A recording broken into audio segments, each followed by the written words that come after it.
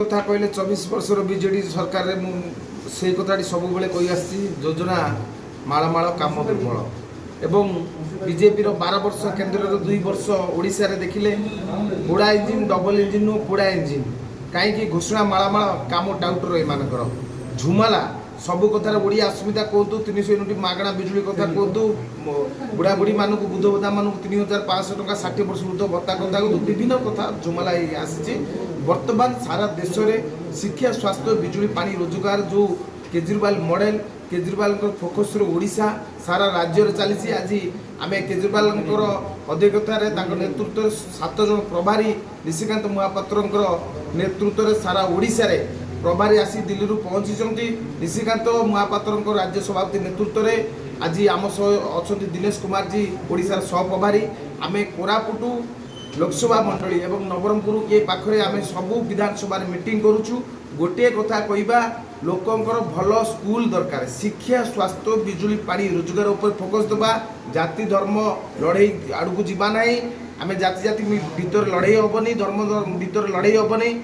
विकास शिक्षार विकास हम स्कूल विकास हम एवं रोजगार किपरि भाव आमर देखो कोरापुट मेडिकल प्रोब्लेम अच्छी बहुत कोरापुट जिले में विशाखापाटना के ब्रह्मपुर जाऊँ भल मेडिकल नहीं 24 वर्ष सरकार गोटे भल मेडिकल आम पाइले ना किंतु ये जो 2 वर्ष केन्द्र में 12 वर्ष सरकार लोक भल पानी पीवा पाई पारना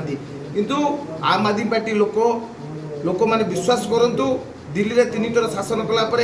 आम आदमी पार्टी पंजाब में जीति गुजरात 5टी एमएलए जीतलु एवं म्युनिसिपालिटी 700+ आनी सारी सारा देश में आम आदमी पार्टी झाड़ूर लहरी चली ओडिशा रे मध्य एवं कोरापुट रे यही झाड़ूर लहरी चलो आस्था विश्वास करुचु आगामी दिन जोरदार संगठन हम आज मूलदुआ मंजी पोतिकिना जाऊँ ओडिशा रे मध्य कोरापुट जिले संगठन हम झाड़ू रे मारी ये बीजेडी बीजेपी कांग्रेस को सफा करा इस बार आम आदमी पार्टी ने मुझे सह प्रभारी बना के भेजा। अब ये समय है उड़ीसा में आम आदमी पार्टी का चुनाव होने का, तो हम लोग यहाँ पर आए संगठन विस्तार के लिए, संगठन को मजबूत करेंगे और संगठन को मजबूत करने के बाद हमारा जो चुनाव आ रहा है पहले जेडी चुनाव लड़ेंगे, उसके बाद विधानसभा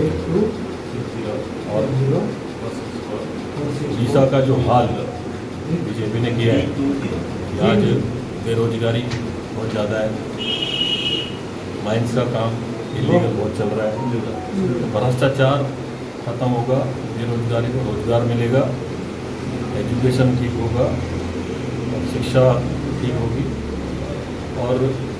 पानी बिजली जो मूलभूत सुविधाएं यहाँ के लोगों को चाहिए, यहाँ की जनता को जो चाहिए वो मिले, उसमें अच्छा काम करें, स्कूल को अच्छा करेंगे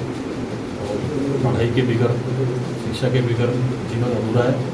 बाबा साहब भीमराव अम्बेडकर ने कहा ना कि शिक्षित होना संगठित रहो और संघर्ष करो, शिक्षा बहुत मूल्य है।